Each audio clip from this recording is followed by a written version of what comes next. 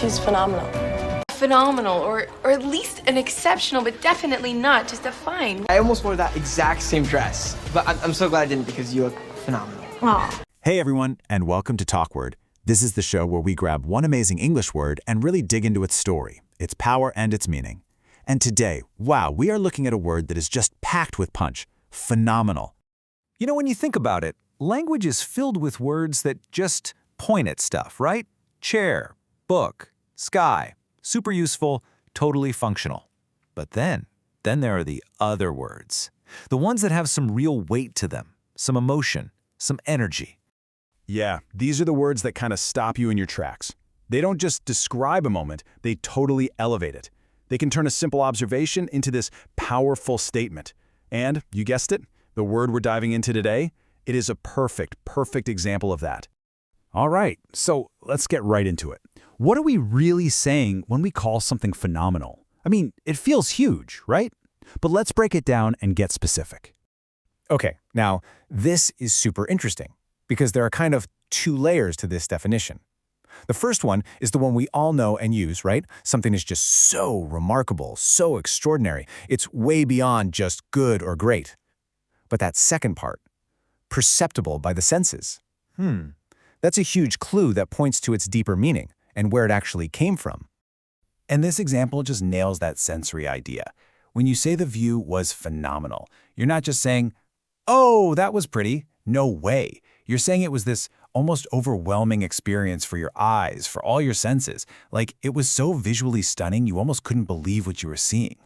But it's not just about what you can see. It can also be about an ability, a skill that's so incredible, it's like a spectacle all on its own. So her memory isn't just good, it's on a completely different level. It's a truly remarkable, almost unbelievable kind of talent. So you gotta figure a word this powerful has a cool backstory, right? Oh, for sure.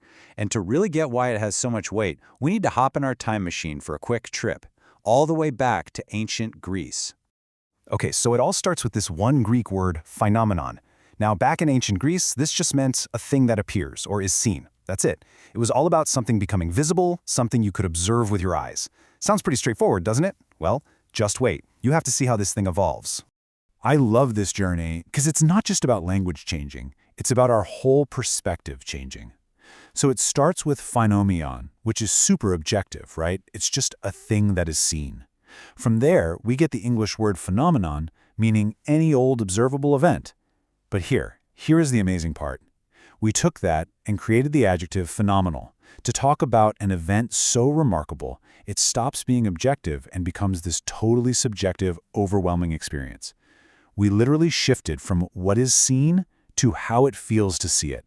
It went from just being visible to being completely unmissable. How cool is that? All right, so we've got the definition, we've got the history. Now, the big question. How do we actually use this powerful word in our day-to-day lives? Let's take it out into the wild and see. Okay, this is the fun part. You can use this word to add some serious punch to what you're saying. So instead of just saying you saw a good movie, try saying the lead actor's performance was phenomenal. Don't just say you finished a big project at work, call it a phenomenal achievement. See? It just gives your language so much more color and power. All right, let me give you a quick pro tip here. Because a word this strong, it's actually really easy to overuse it.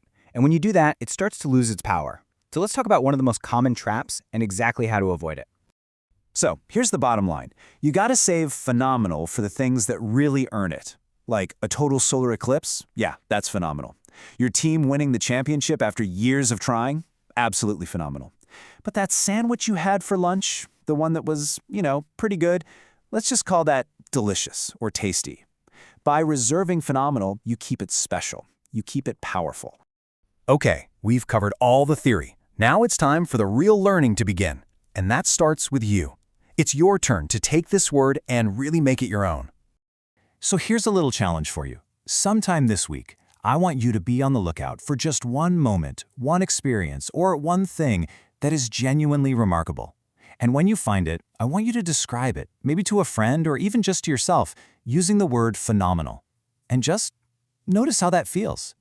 And hey, if you had fun with this deep dive, you should know we have a whole library packed with explainers just like this one. So if you want to keep building a really powerful vocabulary, you've got to check out our app, TalkWord. You can find these cool podcast-style explainers for pretty much any English word you can think of. Thank you so much for hanging out and learning with me today. Before I go, I've got a question for you. What's another word out there that just makes you feel something? What phenomenal word do you think we should break down next? Let us know. I'll see you next time.